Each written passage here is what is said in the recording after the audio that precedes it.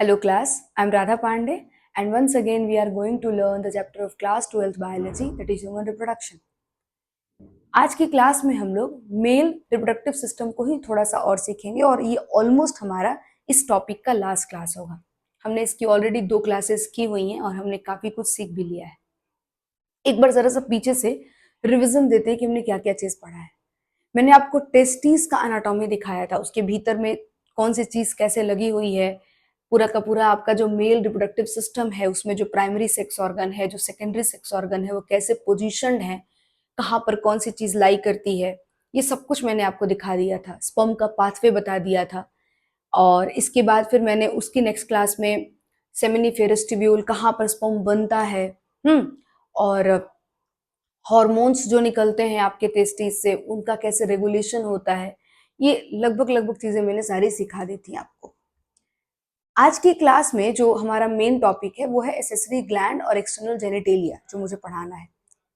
इसके अलावा जो एसेसरी डक्ट है, आप एक चीज तो समझ गए होंगे कि एसेसरी डक्ट का ओवरऑल जो काम होता है वो होता है स्पर्म को पैसेज देना, स्पर्म को कैरी करना, स्पर्म को उसके डेस्टिनेशन पॉइंट तक पहुंचाना। अब उसमें ही एक आधा ऐसे एसेसरी डक्ट हैं जो कुछ एक्स्ट्रा एफर्ट भी लगाते हैं, कुछ थोड़ा बहुत एक्स्ट्रा काम भी करते हैं, और उसमें से कुछ एक आधा को हमें पढ़ना भी है। तो आज मैं एसेसरी डक्ट की अगर बात करूं, आप एसेसरी डक्ट का नाम आपको याद भी होगा, जैसे कि अगर एक बार हम लोग यहाँ पर देखें तो ट्यूबली recti, rete testis, वोसाई फ्रेंचिया, epididymis, was deference, ये सब आपके एसेसरी डक्ट हैं। तो मैं इसमें एक दो जो है जिसका थोड़ा सा मुझे फंक्शन आपके सिलेबस के अकॉर्डिंग एलाबोरेट करना है, मैं वो आपको बता देती हूँ। तो मुझे एक्चुअली आज डिस्कस करना है एपिडिडाइमिस को। एपिडिडाइमिस को डिस्कस करने से पहले कुछ चीजें आप समझो, कुछ फैक्ट्स हैं वो जानो आप।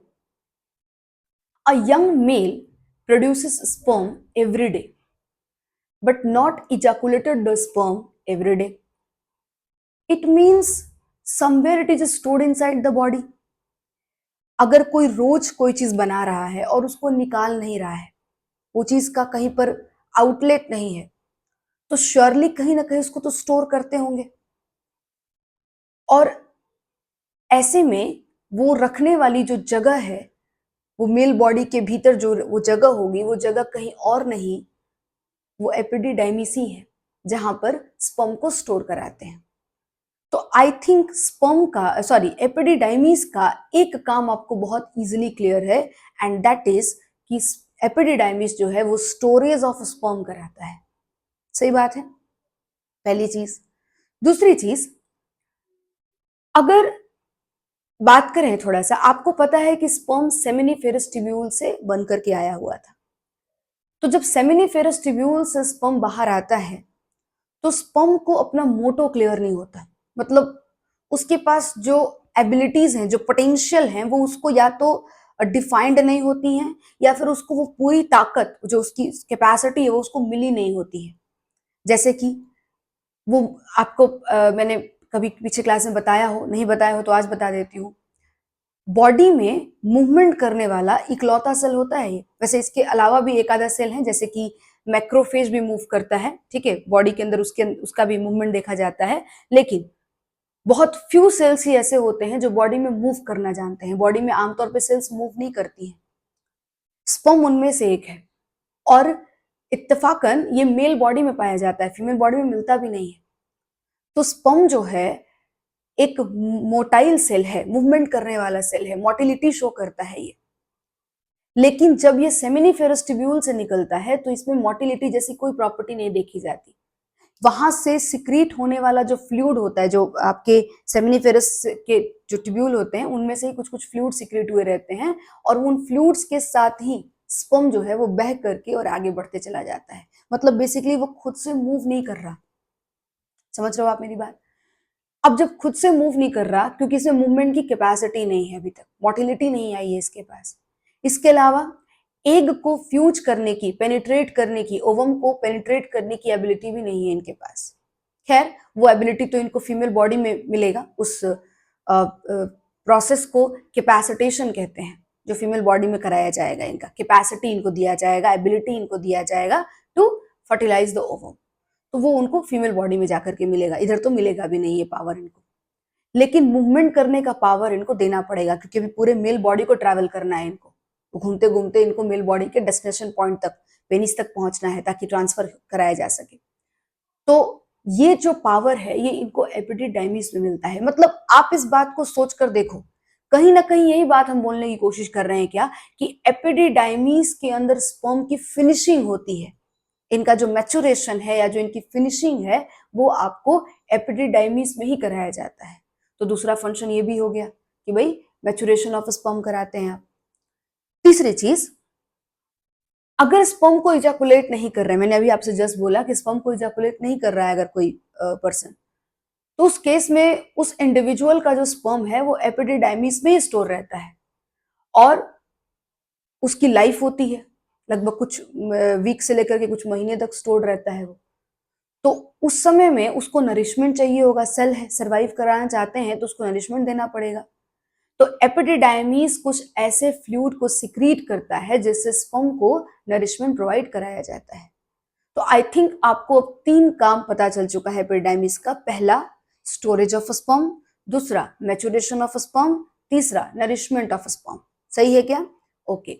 और अगर वो बंदा अपना स्पर्म इजैकुलेट नहीं करता है कुछ महीने के बाद भी, तो उस केस में वो स्पर्म उसकी बॉडी में ही टूट करके उनका जैसे मतलब उनका लाइफ स्पैन जैसे ही खत्म हो जाएगा तो वहीं पर डिग्रेड हो जाएंगी और बॉडी के अंदर रीअब्सॉर्ब हो जाएंगी। सही बात है क्या? तो ये सारी बातें मैंने यहाँ पर लिख रखी हैं कि स्पर्म का स्टोरेज, मैचुरेशन और नरिशमेंट ये तीनों एपिडिडाइमिस में होता है, और अगर स्पर्म को इजैकुलेट नहीं किया जा रहा है तो वो एपिडिडाइमिस के अंदर ही उसकी डेथ भी हो जाएगी और फिर वो रीअब्सॉर्ब भी हो जाएगा। सही है। एक और जो चीज मैं आपको यहाँ बताना चाहती हूँ, मेल के पास स्पर्म का हमेशा फ्रेश सप्लाई अवेलेबल होता है।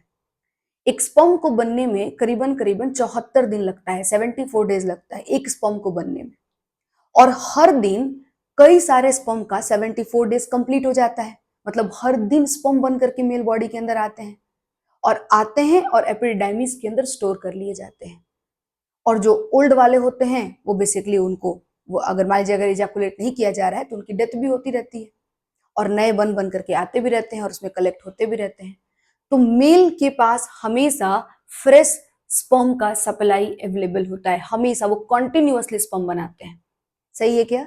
चलिए अब आते हैं ये एपिडिडाइमिस के काम पर, जो कि हमने सीख लिया ऑलमोस्ट। अब मुझे इसमें कुछ एक्स्ट्रा नहीं बताना, ठीक है? ये कुछ चीजें थी जो मैं आपको बताना चाहती थी। क्लियर है क्या? आइए यूरेथ्रा के बारे में बात कर लेते हैं। ठीक है, यूरेथ्रा के बारे में कुछ एक आधा बातें जो आपको जाननी चाहिए। पहली चीज कि मेल का यूरेथ्रा फीमेल के यूरेथ्रा से एनाटॉमी के बेसिस पर डिफरेंट होता है।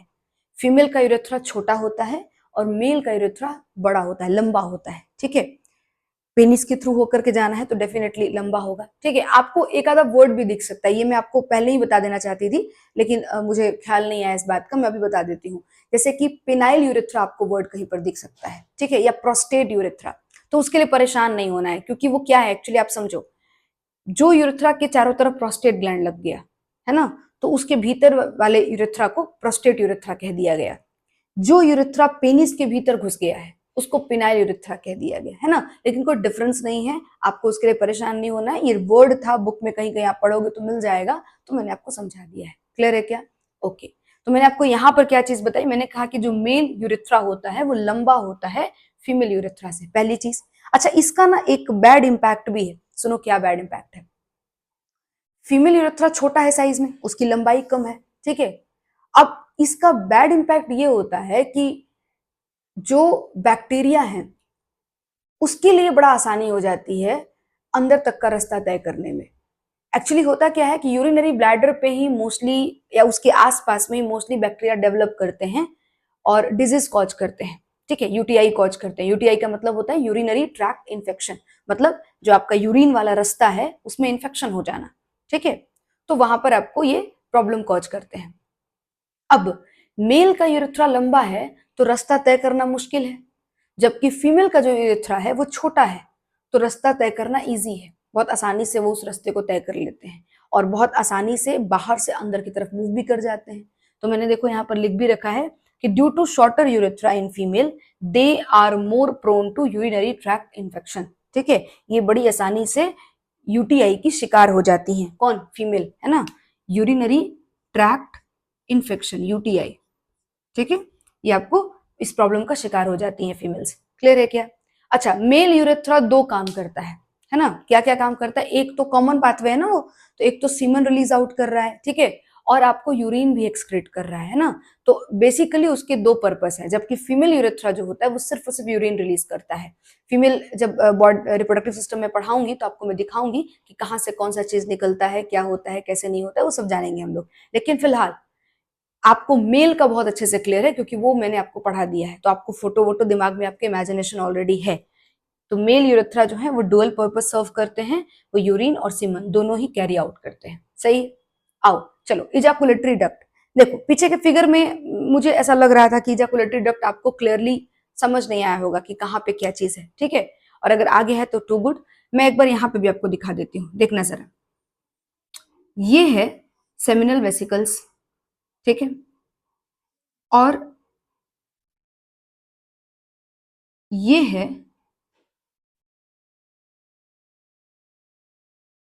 ये है आपका वॉस डिफरेंस।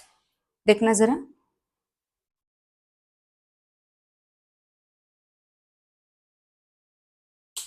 मैं मार्किंग अगर करूं तो ये क्या हो जाएगा?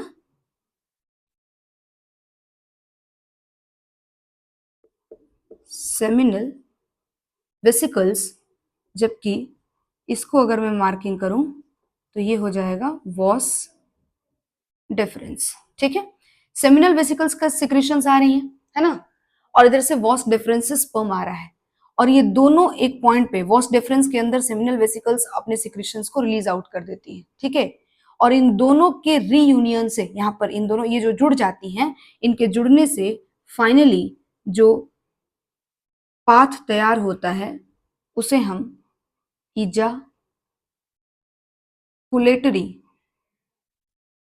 डक्ट कहते हैं।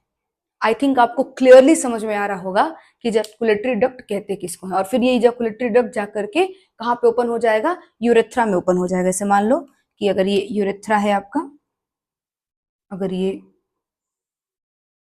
यूरेथ्रा है, ठीक है, तो उस केस में ये जाकर के यूरेथ्रा में इस तरह से खुल जाएगा।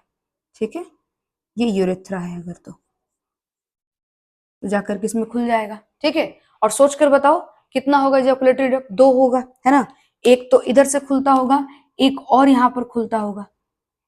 सही है, एक यहाँ पर और इजाकुलेटरी डक्ट खुलता होगा जो कि एक दूसरे वॉस डिफरेंस और सेमिनल वेसिकल से जुड़ा हुआ होगा। समझ पा रहे हो, है ना। तो इजाकुलेटरी डक्ट दिख रहा है आपको, क्या बोल रही हूँ मैं, है ना। एक इजाकुलेटरी डक्ट, एक और यहाँ पर सेमिनल वेसिकल्स होंगी, और एक और वॉस डिफरेंस आ रहा होगा। उन दोनों के भी रियूनियन से एक और इजाकुलेटरी डक्ट बनेगा, और फिर वो भी आकर के इसी यूरेथ्रा में खुलता होगा। ठीक है, ओपन होता होगा। तो बेसिकली आपका इजाकुलेटरी जो डक्ट होता है वो नंबर में कितना होता है? दो होता है। ये बात मैं आपको बताना चाहती थी, वही नंबर क्लियरली पता होना चाहिए कि कितना कौन सा चीज होता है। ठीक है, तो ये मैं दूसरा वाला मिटा देती हूँ, थोड़ा साफ साफ ये नजर आए आपको। ठीक है, इसको देखो ऐसे मैं साफ कर देती हूँ इसको। ये इजाकुलेटरी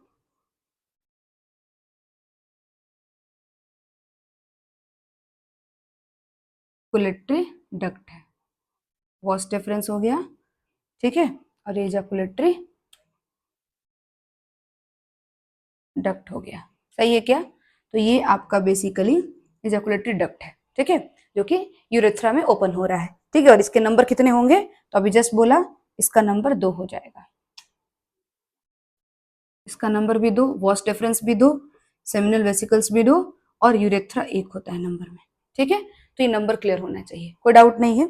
चलिए, तो आई थिंक हम लोगों ने सारे एसेसरी डक्ट मैंने आपको कवर कर दिए हैं। अब मैं बात शुरू करती हूँ एसेसरी ग्लैंड का। आइए अब देख लेते हैं मेल एसेसरी ग्लैंड को। समझिएगा जरा। मेल एसेसरी ग्लैंड 3 तरह के होते हैं। मैंने आपको 3 ग्लैंड का नाम बताया था। पहला बोला था सेमिनल वेसिकल्स, दूसरा बताया था बल्बो यूरेथ्रल, मतलब आप प्रोस्टेट भी बोल सकते हो, प्रोस्टेट ग्लैंड, और तीसरा होता है बल्बो यूरेथ्रल। ठीक है, एक एक करके सबको देखना है। सबसे पहले सेमिनल वेसिकल्स की बात करते हैं, ध्यान से सुनना जरा। आपके जो ग्लैंड का सिक्रेशन है, चाहे वो सेमिनल वेसिकल्स का हो, चाहे वो प्रोस्टेट का हो, चाहे वो बल्बोइरेथ्रल का हो, सबका सिक्रेशन अल्कलाइन होता है, स्लाइटली अल्कलाइन सबके सब है। दूसरी चीज देखना जरा, जो सेमिनल वेसिकल्स होती हैं, ठीक है, सिक्रेशन आपको मैंने कहा था कि जब जो मेल रिलीज आउट करते हैं स्पर्म, तो सिर्फ स्पर्म रिलीज आउट नहीं करते, वो स्पर्म के साथ साथ कुछ फ्लूइड्स भी निकालते हैं, ठीक है। और जो वो फ्लूइड होता है वो बेसिकली ग्लैंड का सिक्रेशन होता है, ठीक है।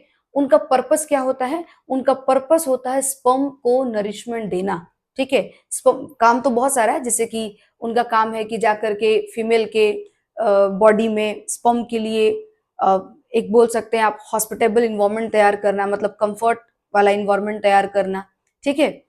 और क्योंकि फीमेल के बॉडी में स्पर्म के लिए अच्छी इन्वायरमेंट नहीं होती, वहां मारे जाते हैं स्पर्म, तो उस तरह का इन्वायरमेंट तैयार करके देना ताकि वो सरवाइव कर जाए वहां पर भी, ठीक है।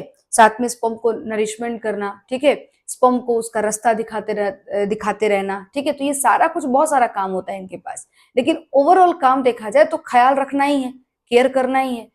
और पूरा का पूरा जो सीमन रिलीज आउट होता है उसमें सेमिन आपका जो ये ग्लैंड्स है इनका सिक्रेशंस और साथ में स्पर्म दोनों चीजें होती हैं, जिसमें से सेमिनल वेसिकल्स का अकेले कंट्रीब्यूशन 60% का होता है। ये बात याद रखना है, ठीक है। तो मैं यहाँ पर अगर इस बात को मार्क कर दूं तो आप शायद याद रख लेंगे कि जो सेमिनल वेसिकल्स होती हैं उनका अकेले का ही कंट्रीब्यूशन कितना होता है, 60% का होता है, पहली चीज। दूसरी चीज, सेमिनल वेसिकल्स में मिलती उस वहां जो फ्लूइड निकलता है उसमें बहुत सारी चीजें मिलती है, जिसमें से कुछ कुछ का मैंने नाम यहाँ पे लिख दिया है, जैसे कि फ्रुक्टोज, ठीक है। फ्रुक्टोज क्या होता है? मेन सोर्स ऑफ एनर्जी है। आप समझो स्पर्म एक सेल है, और सेल किसी भी तरह के सेल को एनर्जी के तौर पे कार्बोहाइड्रेट ही मोस्टली रिक्वायर्ड होता है। फ्रुक्टोज एक कार्बोहाइड्रेट है और ये स्पर्म के लिए मेन सोर्स ऑफ एनर्जी है। क्लियर है क्या? ओके चलिए अब देखिएगा प्रोस्टाग्लैंडिन, इसका काम लिख नहीं रही हूं, सिर्फ बताती हूँ तुमको, सुन लेना, क्योंकि तुम्हारे सिलेबस के अकॉर्डिंग कोई खास ऐसा इंपॉर्टेंट ये नहीं है, तो सुन लेना, जानकारी के लिए समझ लो इस बात को। प्रोस्टाग्लैंडिन का काम ये होता है, एक्चुअली स्पर्म को जब बॉडी में डाल दिया गया, फीमेल बॉडी के भीतर डाल दिया गया, तो फीमेल बॉडी में जो फीमेल रिप्रोडक्टिव ट्रैक्ट है, ठीक है, जो आपका सर्विक्स है, जो वजाइना है, जहां पर इंट्रोड्यूस किया गया है आपको सीमन को, ठीक है, वो सीमन के अंदर जो स्पर्म है उसको ऊपर जाना है। कहाँ जाना है देखना जरा, ये फैलोपियन ट्यूब है, ठीक है, ये फैलोपियन ट्यूब है, ये यूट्रस है, सही है, और यहां पर आपका वजाइना है, वजाइना के अंदर स्पर्म को डाला गया है, ठीक है। अब इसको ऊपर ट्रैवल करना है, सर्विक्स होते हुए, यूट्रस होते हुए इसको ऊपर ट्रैवल करके जाना है, सही, और इसको यहां पहुंचना है, यहां पर एक बैठा है। तो ये ऊपर जाने के लिए, ठीक है, इसको नीचे से यहाँ पे जो यूट्रस का जो मसल है या जो पूरा रिप्रोडक्टिव ट्रैक का जो मसल है, स्मूथ मसल है, उसमें थोड़ा थोड़ा हल्का हल्का कॉन्ट्रैक्शन होता है, ठीक है। अब कॉन्ट्रैक्ट करने से स्पर्म को ऊपर की तरफ पुश मिलता है। कैसे? समझो, जैसे आप टूथपेस्ट का जो ट्यूब होता है उसको नीचे से अगर आप उसको दबाते हो तो वो ऊपर की तरफ पेस्ट वहां से निकलता है, बिल्कुल उसी तरीके से जब नीचे से दबेगा तो ऊपर की तरफ जो भी चीज है वो ऊपर की तरफ मूव करेगा। तो वैसा ही यहाँ पर भी होता है, जो यहाँ पर स्मूथ मसल्स होती हैं इनमें कॉन्ट्रैक्शन क्रिएट करने का काम इसी प्रोस्टाग्लैंडिन का होता है। आई थिंक आपको मेरी बात समझ आ गई होगी। यहाँ पर कॉन्ट्रैक्शन करता है, हल्का हल्का लाइट लाइट कॉन्ट्रैक्शन होता है, जिससे स्पर्म को ऊपर की तरफ पुश मिलता है और स्पर्म इजिली मूव कर जाता है फैलोपियन ट्यूब में। क्लियर है क्या? ये इसका काम हो गया। क्लॉटिंग प्रोटीन्स देखना जरा, क्लॉटिंग प्रोटीन्स क्या करती हैं एक्चुअली, जब स्पर्म यहाँ पे रिलीज होगा, ठीक है, स्पर्म जब फीमेल बॉडी के अंदर डाल दिया जाएगा तो स्पर्म थोड़े समय के लिए फ्रिज हो जाता है वहां पर, ठीक है, थोड़े समय के लिए क्लॉट हो जाता है। ऐसा क्यों? ऐसा इसलिए क्योंकि अगर वहां पर उसको फ्रीज न किया जाए, क्लॉट न किया जाए, तो जो स्पर्म है वो बेसिकली सोचो कि अगर जो भी यहाँ सिक्रेशंस डाला गया है वो सब कुछ फीमेल बॉडी से नीचे की तरफ ट्रेवल भी कर सकता है ना। और ये सीमन को डालने का पर्पस क्या है? कि वो फीमेल जो है वो प्रेग्नेंट हो सके, है ना, मतलब बेसिकली पर्पस तो यही रहता है कि भाई इसको प्रेगनेंसी के लिए जाना है। तो उस केस में अगर यहाँ पर डाला जा रहा है सीमन, और सीमन अगर यहाँ पर रुकेगा ही नहीं तो स्पर्म आगे की तरफ नहीं मूव कर पाएगा। जब वहां पे रुकेगा तो उसमें से स्पर्म निकल निकल करके आगे की तरफ फ्लोट करेंगी, ठीक है। लेकिन ये चीज ये चीज से बचाने के लिए कि सीमन नीचे ना निकल जाए, ठीक है, वापस बॉडी से बाहर ना आ जाए, इसके लिए वहां पे थोड़े बहुत क्लोटिंग प्रोटीन्स भी होती है जो इस काम में ओवरऑल हेल्प करती है, ठीक है। बाकी इसमें और भी बहुत सारी चीजें होती हैं जो कि अलग अलग काम में कुछ ना कुछ रोल प्ले कर रही होती हैं, ठीक है, लेकिन मैं उतने डिटेल में नहीं जा रही हूँ क्योंकि आपके सिलेबस में उतना नहीं है, ठीक है। नेक्स्ट चीज देखो जरा, अगला सुनो जरा, next point, female reproductive tract के अंदर, ठीक है, फीमेल बॉडी की बात नहीं कर रही हूँ मैं, रिप्रोडक्टिव ट्रैक की बात कर रही हूँ। जो रिप्रोडक्टिव ट्रैक है, जो रास्ता है रिप्रोडक्शन वाले एरिया का, उस रास्ते में लगभग फ्रुक्टोज फीमेल की बॉडी में जनरली नहीं पाया जाता है, ठीक है। मैंने जनरली कहा है, मतलब कभी कभी मिलता होगा, ठीक है, ऐसे जनरली नहीं मिलता है। तो अगर एक फीमेल क्लेम कर रही है कि उसके साथ रेप हुआ है, ठीक है, और जो मेल है वो डिनाई कर रहा है, जो रेपिस्ट है मतलब जो बंदा है वहां पे वो डिनाई कर रहा है, ठीक है, तो उस केस में ये चेक किया जा सकता है। अगर फ्रुक्टोज का प्रेजेंस मिल रहा है तो कहीं ना कहीं रेप के चांसेस हैं, ठीक है। दूसरी चीज, आप पूरी तरह से इस बात पर भरोसा भी नहीं कर सकते हैं, ये बिल्कुल रिलायबल टेस्ट नहीं है, ठीक है, ये कंप्लीटली आप इस पर ट्रस्ट नहीं कर सकते। क्यों नहीं ट्रस्ट कर सकते हैं? पहला चीज, मैंने आपसे कहा कि कभी कभी फीमेल बॉडी में फ्रुक्टोज का फॉर्मेशन होता है, ठीक है, जब सेक्सुअल स्टिमुलेशन होता है तो उस केस में किसी किसी के बॉडी में फ्रुक्टोज का फॉर्मेशन हो जाता है, तो वहां पर एक चांसेस है कि फ्रुक्टोज उस तरीके से बना हो, फीमेल झूठ बोल रही हो, ठीक है। दूसरा कि हो सकता है कि उनके बीच में जो इंटरकोर्स हुआ हो कॉन्सेंशुअल हुआ हो, मतलब दोनों की सहमति से हुआ हो, ठीक है, वो ब्लेम कर रही हो, तो ये भी एक ऑप्शन हो सकता है। तीसरी चीज कि फीमेल कह तो रही है कि उसके साथ रेप हुआ है पर उसके रिप्रोडक्टिव ट्रैक में फ्रुक्टोज मिल नहीं रहा है, ठीक है, तो फिर वो क्या उसके साथ रेप नहीं हुआ? नहीं, यहाँ पे भी पॉसिबिलिटीज थोड़ी डिफरेंट है। माइट बी पॉसिबल कि जो मेल है, जो जो बंदा है वो कॉन्डम यूज किया होगा, ठीक है, तो उस केस में फ्रुक्टोज नहीं मिलेगा। तो आप पूरी तरह से इस पर एक भरोसा करके और आप रेप नहीं उसको बोल सकते हैं, आपको कुछ और भी एविडेंसेस चाहिए होंगे, ठीक है, लेकिन इसको एक तरह से इंडिकेटर के तौर पे लिया जाता है, ठीक है। तो इसलिए मैंने यहाँ पे लिख दिया है कि presence of fructose in a female reproductive tract is a sign of rape but it is not the reliable indicator, भरोसेमंद ये टेस्ट नहीं होता है, ठीक है, पूरी तरह से इस पर ट्रस्ट करके और रेप नहीं कह सकते हैं। ओके, चलिए नेक्स्ट थिंग देखिएगा जरा, प्रोस्टेट ग्लैंड, ठीक है। प्रोस्टेट ग्लैंड की अगर मैं बात करूं, सबसे पहले तो मैं आपको एक चीज बताना चाहती हूँ। देखो, मेल के बॉडी से जो सिक्रीशन बाहर आता है, वो सिक्रीशन का जो कलर होता है वो मिल्की वाइट होता है, ठीक है, बहुत गाढ़ा सा लिक्विड होता है और मिल्की वाइट उसका कलर होता है, ठीक है, और उसमें हल्का सा स्मेल भी होता है, ठीक है। उसके स्मेल और उसके कलर के लिए प्रोस्टेट ग्लैंड का मेनली कॉन्ट्रीब्यूशन होता है, ठीक है, होता सबका कॉन्ट्रीब्यूशन है, सबकी वजह से वो चीज हुआ है, लेकिन जो मेन कॉन्ट्रीब्यूशन है वो प्रोस्टेट ग्लैंड का है। प्रोस्टेट ग्लैंड की वजह से ही सीमन को मिल्की वाइट अपीयरेंस मिलता है, ठीक है, और साथ में उसमें कुछ जो एक खास उसकी जो अपनी स्मेल होती है, जो ओडोर होता है, वो भी प्रोस्टेट ग्लैंड की वजह से ही आता है, ठीक है। तो बेसिकली यहाँ पे मैंने पॉइंट्स लिख रखा है कि produces slightly alkaline milky white secretion, ठीक है, एल्कलाइन तो है ही, मिल्की वाइट अपीयरेंस देने में भी इसका ही हाथ होता है। दूसरा, सेमिनल वेसिकल्स का सिक्रेशन सबसे ज्यादा होता है, मतलब उसका कंट्रीब्यूशन सबसे ज्यादा होता है, 60% वो कंट्रीब्यूट करता है, जबकि वहीं पर प्रोस्टेट ग्लैंड की अगर मैं बात करूं तो 30% कंट्रीब्यूट करता है, करीबन करीबन, किसी किसी बुक में 25% भी लिखा रहता है, पैनिक नहीं करना है, यही रेंज है 25 से 30% का, ठीक है। तो 30% सिक्रेशन जो है वो इसकी वजह से आया है। दूसरा, तीसरा चीज कि ये जो है आपको इसके प्रोस्टेट ग्लैंड के सिक्रेशन में सिट्रिक एसिड होती है और कुछ इंजाइम्स होते हैं जैसे पेप्सिनोजेन, प्रोस्टाग्लैंडीन, अमाइलेज जैसे एंजाइम पड़े होते हैं, और इसके अलावा भी बहुत कुछ होते हैं, मैं यहाँ पर ईटीसी लिख देती हूँ, ठीक है, ये ज्यादा सही है। सिट्रिक एसिड जो होता है वो फिर से एक दूसरा न्यूट्रिएंट है स्पर्म का, एक तो एनर्जी का सोर्स आपको फ्रुक्टोज था ही, और सिट्रिक एसिड भी एक अनदर आप बोल सकते हो कि न्यूट्रिएंट होता है स्पर्म का, जो कि स्पर्म लेता है अपने लिए, ठीक है, अपने बॉडी में एनर्जी के लिए। तो बेसिकली ये सारी चीजें होती है, तो आप इससे ये भी कह सकते हो कि जो प्रोस्टेट ग्लैंड है वो नरिशमेंट करता है, ठीक है, ये भी है। तो ये तो पूरा का पूरा सीमन का ही काम है एक तरह से, तो सेमिनल वेसिकल्स का भी ये काम हो गया और प्रोस्टेट का भी ये काम हो गया।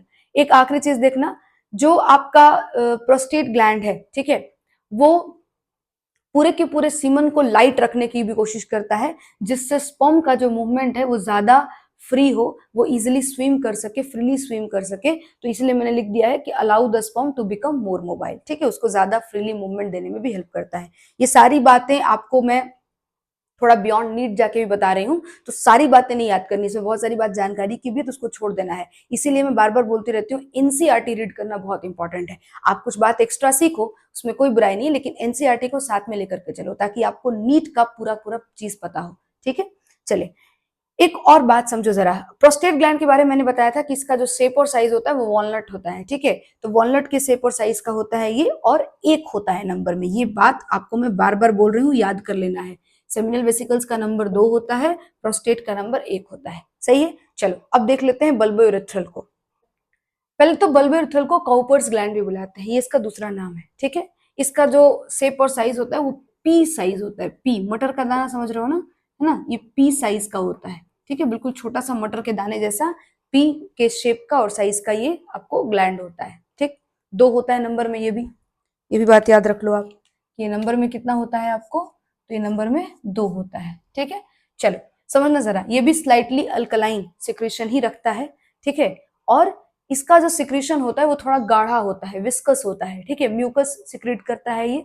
और ये समझो जरा, इसका सिक्रेशन के बारे में थोड़ी बातें आपको जाननी चाहिए, और ये आपको अगले चैप्टर में भी पढ़ना है, तो इसके लिए भी जानो आप। देखो होता क्या है, जैसे कि ये आपका मान लीजिए कि ये हो गया पेनिस। ठीक है, ये है पेनिस और ये है यूरेथ्रा।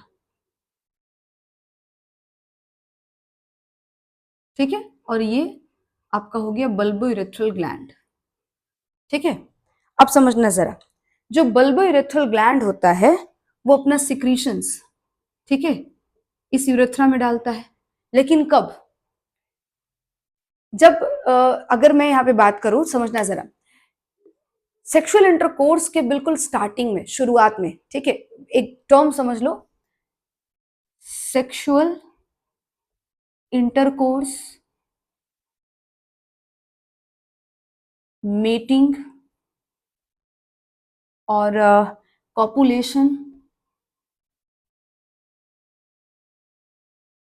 कॉपुलेशन, ठीक है, ये सब एक ही टर्म है ना। इन सबको आपको एनसीईआरटी में पढ़ोगे तो अलग अलग जगह पे अलग अलग ये शब्द लिखा हुआ दिख जाएगा, लेकिन इन सब का मतलब एक ही चीज होता है।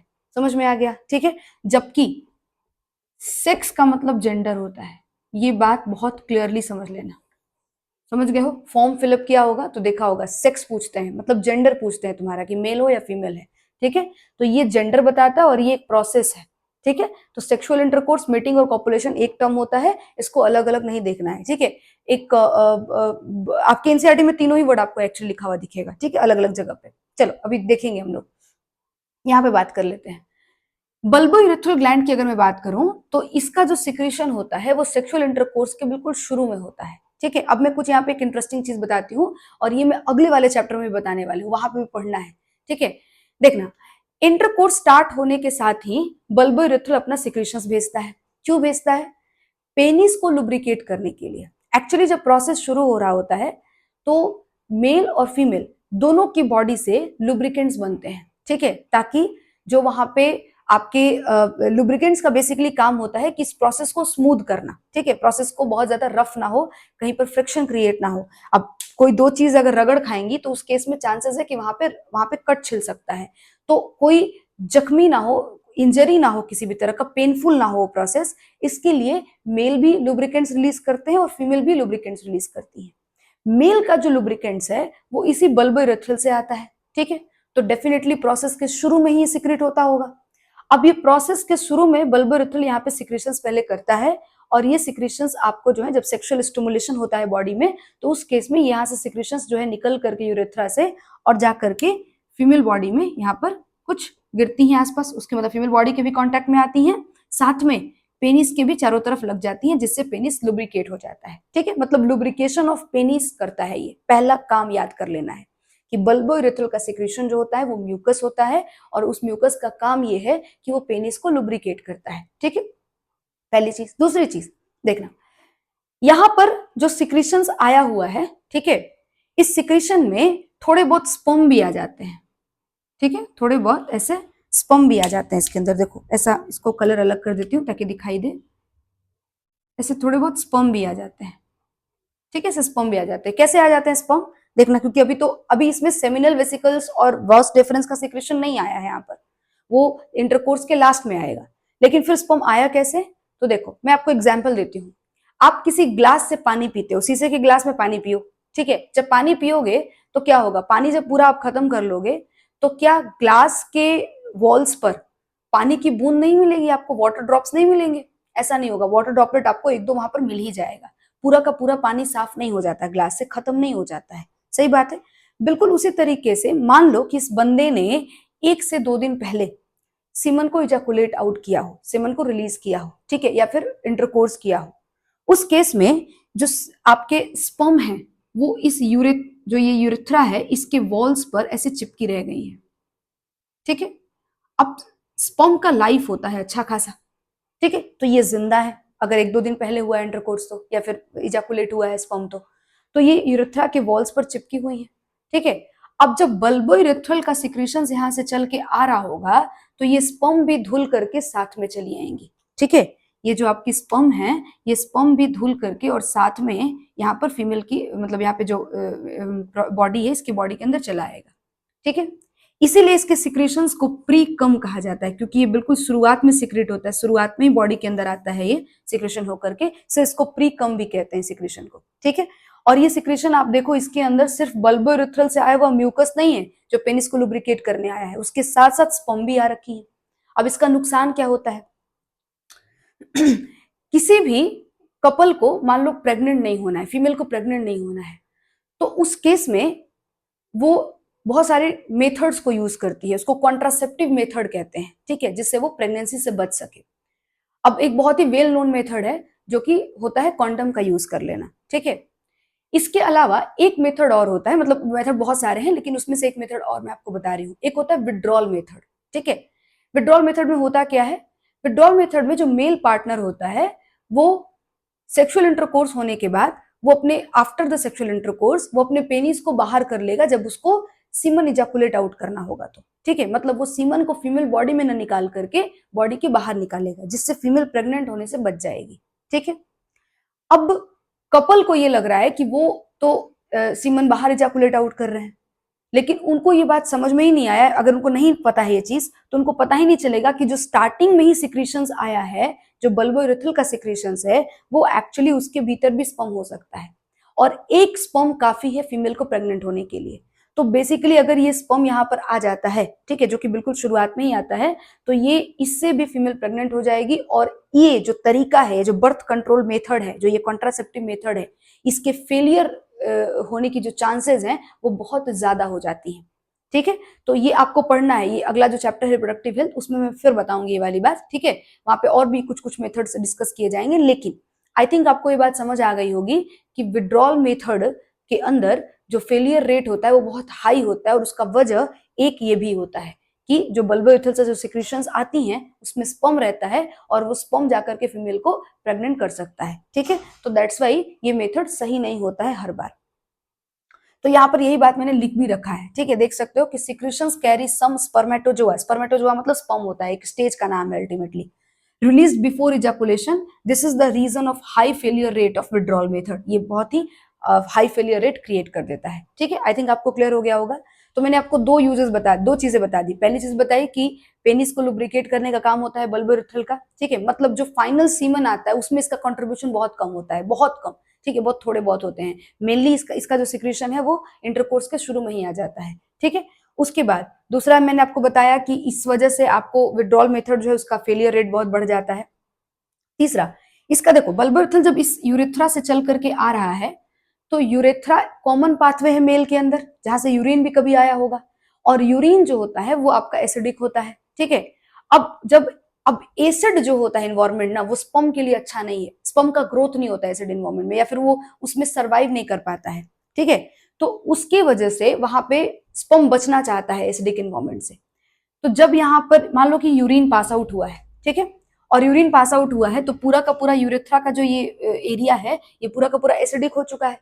अब अगर बल्बो यूरेथ्रल का सिक्रीशन यहाँ पर पहले पास ऑन हो जाएगा और उसके बाद अगर आपका सीमन के अंदर स्पर्म आता है तो बल्बो यूरेथ्रल का सिक्रीशन भी अल्कलाइन होता है, तो कहीं ना कहीं यूरेथ्रा के अंदर का जो इन्वायरमेंट है वो चेंज कर देता है, उसको न्यूट्रलाइज कर देता है और स्पर्म के लिए वो ज्यादा फेवरेबल कंडीशन क्रिएट कर देता है। ठीक है, तो मैंने यही बात लिखा है कि help to neutralise the urethra, urethra को न्यूट्रलाइज करने में भी हेल्प करता है। समझ में आ गई आपको मेरी बात? ऐसे खुद तो स्पर्म खुद ही सीमन को लेकर के चल रहा होता है जो कि अल्कलाइन होता है नेचर में, तो उसका भी पर्पस यही होता है कि जहां भी जाए स्पर्म वहां पर एसिडिक इन्वायरमेंट अगर हो तो उसको न्यूट्रलाइज कर दिया जाए। ठीक है, ये मेनली लेकर के इसलिए चलता है क्योंकि फीमेल की बॉडी के भीतर जो इन्वायरमेंट होता है वो प्योर एसिडिक होता है वजाइना के अंदर। ठीक है, तो वहां पे स्पर्म को बहुत नुकसान उठाना पड़ जाता है अगर वहां पर वो अपना सीमन ना लेकर के जाए, मतलब अगर उसमें बेसिक अल्कलाइन नेचर ना हो तो स्पर्म मारे जाएंगे। ठीक है, और मारे जाते भी हैं इवन, लेकिन सबके सब नहीं मारे जाने चाहिए, कोई तो बचे तब तो जाकर के प्रेगनेंसी हो सकेगा। तो इसकी वजह से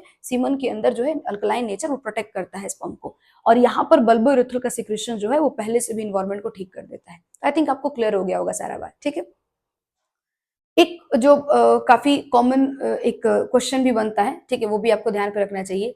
क्या मेल एक साथ यूरिन और सीमन दोनों को रिलीज आउट कर सकते हैं? नहीं, पॉसिबल नहीं है। ठीक है, सीमन को और यूरिन को दोनों को एक साथ रिलीज आउट नहीं किया जाता है। ठीक है, नहीं किया जा सकता है।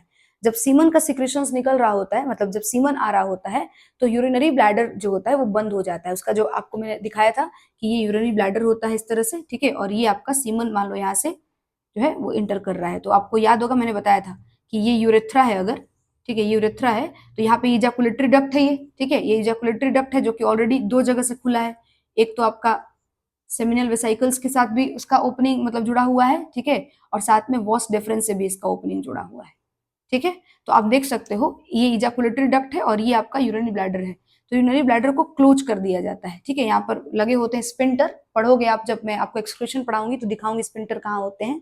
ठीक है, तो ये क्लोज हो जाता है जिसकी वजह से एक टाइम पर यूरेथ्रा से केवल एक ही चीज पास करेगा। ठीक है, और वो होगा, मान लो अगर सीमन पास कर रहा है तो यूरिनरी ब्लैडर का स्पिंटर जो होता है वो क्लोज होता है, जिससे यूरिन नहीं बाहर आ सकता है। ठीक है, चलिए, तो हमने यहाँ तक की सारी बातें जान ली और हमने बल्बो यूरेथ्रल ग्लैंड भी क्लियर कर लिया है। ठीक है, अब हमारा जो टॉपिक है वो है आखिरी टॉपिक पेनिस, तो उसके बारे में देख लेते हैं। ये पेनिस का स्ट्रक्चर है। ठीक है, इसके ऊपर में वो जो लंबा सा डंडी है उसको शाफ्ट बुला लेते हैं। किसी भी तरह के डंडी नुमा स्ट्रक्चर को शाफ्ट कहते हैं, इसमें कोई अलग चीज नहीं है। ठीक है, सब तरह पे बॉडी के और भी डिफरेंट हिस्से में ऐसा बात अगर हम करते हैं कहीं पर, तो अगर कहीं पर भी डंडी नुमा स्ट्रक्चर मिलेगा तो वो शाफ्ट है। ठीक है, अब ये शाफ्ट हो गया, शाफ्ट के नीचे उतरते हैं, ये देखिएगा जरा, ये जो चीज है ये आपका ग्लैंस पेनिस है, इसको ग्लैंस पेनिस कहते हैं। ठीक है, पूरा स्ट्रक्चर जो था, जो कि बहुत छोटा बनाया है मैंने, तो मैं इसको थोड़ा सा बड़ा कर देती हूँ ऐसे। ठीक है, ये जो स्ट्रक्चर है ये पूरा स्ट्रक्चर पेनिस है, समझ रहे हो आप? और ये जो स्ट्रक्चर है ये ग्लैंस पेनिस है, कोई डाउट नहीं है? ठीक है, चलो अब समझना जरा, मतलब पेनिस के हेड को ग्लैंस पेनिस कहते हैं। ठीक है, वैसे तो पेनिस का टिश्यू भी इरेक्टाइल टिश्यू होता है, मतलब उसमें इरेक्शन कॉज किया जा सकता है। ग्लैंस पेनिस जो होता है वो मोर सेंसिटिव होता है। ठीक है, तो बेसिकली ये आपका जो मैंने पीछे बताया था पिंक कलर का स्ट्रक्चर होता है ये। ठीक है, और इसके ऊपर एक लूज फोल्डेड स्किन लगा हुआ होता है। ठीक है, जो ब्लू कलर का मैंने बना रखा है, एक लूजली फोल्डेड स्किन होता है जो बिल्कुल अटैच नहीं होता ग्लैंस पेनिस के साथ। ठीक है, उसके ऊपर वो बेसिकली कवर की तरह ढक के रखता है ग्लैंस पेनिस को, ऊपर नीचे भी हो सकता है। तो ये जो आपका ये लूज फोल्डेड स्किन है इसको फॉरस्किन कहते हैं। ठीक है, क्या बोलते हैं इसको? फॉरस्किन या प्रिप्यूस। बहुत सारे रिलीजियस व्यूज को के अंदर, मतलब बहुत सारे कम्युनिटीज के अंदर इसको कट कर दिया जाता है फॉरस्किन को। ठीक है, बहुत सारी मान्यताएं होती हैं, उसके बेसिस पे इसको काट वाट दिया जाता है फॉरस्किन को। ठीक है, सर्कमसीजन हो जाता है इसका। ठीक है, तो वो आपको एक चीज मैंने यहाँ पे बता दिया, कहीं कहीं पे आपको लिखा हुआ दिख सकता है। ठीक है, चले उसके बाद देखेंगे जरा, ये आपका यूरेथ्रा हो गया, और ये जो ओपनिंग है इसको यूरेथ्रल मिएटस कहते हैं, मतलब यूरेथ्रल की ओपनिंग है उसको मिएटस भी लिखा जा सकता है। ये पूरा का पूरा पेनिस का स्ट्रक्चर हो गया। अब देखो मैंने पेनिस को यहाँ से कट कर लिया और मैं टॉप से इसको देख रही हूँ। ठीक है, तो ये मुझे ट्रांसवर्स सेक्शन मिला है पेनिस का। ठीक है, ट्रांसवर्स सेक्शन में देखना जरा क्या होता है आपका, ये दो टिश्यूज होती हैं। ठीक है, ये दो टिश्यू को कहते हैं कॉर्पोरा कैवर्नोसा। ठीक है, एक एक को अगर आप बोलोगे, ये प्लूरल टर्म है, अगर एक एक बोलोगे तो कैवर्नोसम हो जाएगा, एक साथ बोल रही हूँ इसलिए कॉर्पोरा कैवर्नोसा लिख रखा है। और जो नीचे में ये टिश्यू है इसको बोलते हैं कॉर्पोरा स्पॉन्जियोसम। तो टोटल दो तरह की टिश्यू होती हैं और तीन पार्ट में बटी हुई होती हैं। कॉर्पोरा कैवर्नोसा दो है और कॉर्पोरा स्पॉन्जियोसम एक है। ठीक है, अब देखना, कॉर्पोरा स्पॉन्जियोसम और कॉर्पोरा कैवर्नोसा ये सब की सब स्पॉन्जी टिश्यू है, ठीक है, स्पॉन्जी टिश्यू है। और इनके टिश्यू है मतलब सेल्स होंगी, यहाँ पे सेल्स का कलेक्शन होगा, और इनके बीच बीच में पतली पतली ब्लड वेसल्स गई हुई हैं, ठीक है, पतली पतली कैपिलरीज गई हुई हैं। बीच में देखो, सबसे बीच में एक यहाँ पे आर्टरी है, और इसके अलावा यहाँ पे छोटी छोटी पतली पतली कैपिलरीज होंगी इस तरीके से, समझ रहे हो क्या। अब क्या होता है कि इन कैपिलरीज में ब्लड भर जाता है, ठीक है, जैसे ही सेक्सुअल अराउजल होगा, स्टिमुलेशन होगा, तो इन कैपिलरीज में ब्लड भर जाएगा, और ये जो आपकी जितनी भी यहाँ पे ब्लड वेसल्स हैं वो डायलेट कर जाती हैं। ब्लड वेसल्स के डायलेट करने से बेसिकली वहां पे ब्लड बहुत ज्यादा भरना शुरू हो जाता है, और ब्लड जब भरेगा तो यहाँ के आसपास के जो टिश्यूज हैं वो दबनी शुरू हो जाती है। स्पॉन्जी हैं तो दबाना उनको आसान है, तो दबने लगती हैं, ठीक है, और दबने की वजह से यहाँ पे स्ट्रक्चर जो है वो ऑलमोस्ट हार्ड होने लगता है, ठीक है। तो पेनिस को इरेक्ट करने में स्पॉन्जी टिश्यू का ही रोल होता है, समझ में आया, स्पॉन्जी टिश्यू के दबने से और साथ में ब्लड के भरने से, ब्लड जब फिल्ड होती हैं ब्लड वेसल्स के अंदर, तो वो बेसिकली उस पेनिस को इरेक्ट करने में हेल्प करती हैं।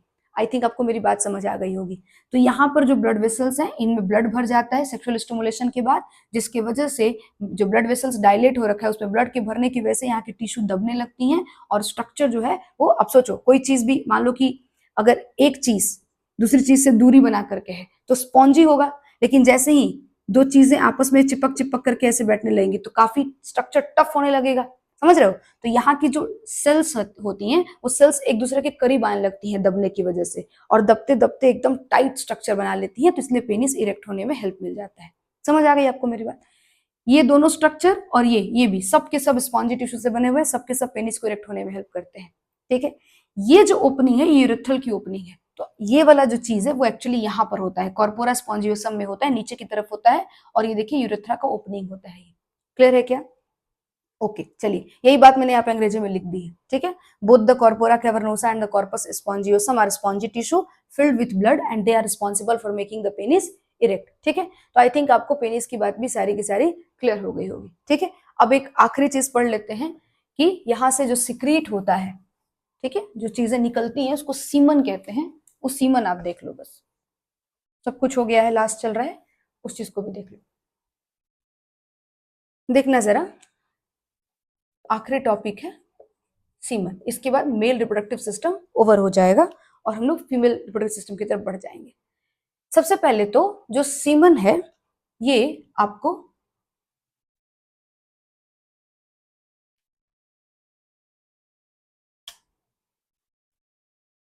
रिलीज्ड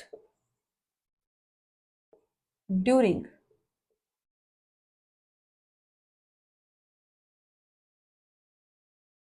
सेक्सुअल इंटरकोर्स, ये सिक्रीशंस जो है कब निकलता है, सेक्सुअल इंटरकोर्स में। सीमन किस किस चीज से बना हुआ है, सीमन कंसिस्ट ऑफ देखना जरा, एक तो आपको सिक्रीशंस ऑफ सेमिनल वेसिकल्स, ठीक है, साथ में seminal vesicles, prostate and little amount of Cowper's gland या बल्बोरेथल भी कह सकते हो आप, काउपर्स ग्लैंड, ठीक है। एक तो उसका सिक्रेशन होता है, साथ में और कौन होता है, स्पर्म विथ सम फ्लूइड, ठीक है। आपको सेमिनल वेसिकल्स का सिक्रेशंस कितना होता है, तो पीछे ही बता दिया था, 60% सिक्रेशन जो होता है सीमन के अंदर वो अकेले सेमिनल वेसिकल से आता है, जबकि प्रोस्टेट से कितना सिक्रेशन आता है, करीब करीब 30%, ठीक है ना। और काउपर्स ग्लैंड का सिक्रेशन बहुत बहुत बहुत कम होता है, बताया था शुरुआत में ही, क्योंकि वो आपको सेक्सुअल इंटरकोर्स के शुरुआत में ही निकल जाता है। और स्पर्म जो होता है साथ में कुछ फ्लूइड को लेकर के, ये लगभग 10% होता है, ठीक है। तो कुल मिलाकर के आपका जो है यहाँ पर ये सीमन जो है इन चीजों से मिलकर के बनता है। क्लियर है क्या। उसके अलावा सीमन का have its own characteristic smell, इसका अपना कुछ स्मेल होता है और मैंने बताया था प्रोस्टेट की वजह से मेनली वो स्मेल आता है, ठीक है। दूसरा milky white appearance, milky white appearance होता है, ठीक है, दिखने में बिल्कुल सफेद कलर का गाढ़ा सा लिक्विड होता है, ठीक है। और इसका पीएच जो होता है, पीएच ऑफ सीमन, है ना, वो 7.2 से 8 के रेंज में होता है, मतलब स्लाइटली एल्कलाइन नेचर में है, ठीक है। तो ये कुल मिलाकर के सीमन के बारे में बात हो गई जो कि आपको जाननी है ना। अब यहां तक मेल रिप्रोडक्टिव सिस्टम खत्म हो चुका है, सारा कुछ आप रिवीजन कर लेना, ठीक है, सब कुछ कॉपी में नोट कर लेना, सिर्फ पढ़ के मत छोड़ना, नोट्स बनाना इसका प्रॉपरली, और एनसीईआरटी डेफिनेटली रीड करना ताकि आपको और भी बातें अच्छे से क्लियर हो जाए और पता हो कि आपको क्या क्या टॉपिक क्या क्या क्वेश्चन पूछ सकते हैं, एनसीईआरटी के लाइन से ही क्वेश्चन आएंगे, तो वो चीजें आप यहाँ से कर लेना, ठीक है। अब यहाँ तक आप रिवीजन कर लेना, मिलते हैं नेक्स्ट वीडियो में और फिर फीमेल रिप्रोडक्टिव सिस्टम को खत्म करते हैं, ठीक है। Thank you.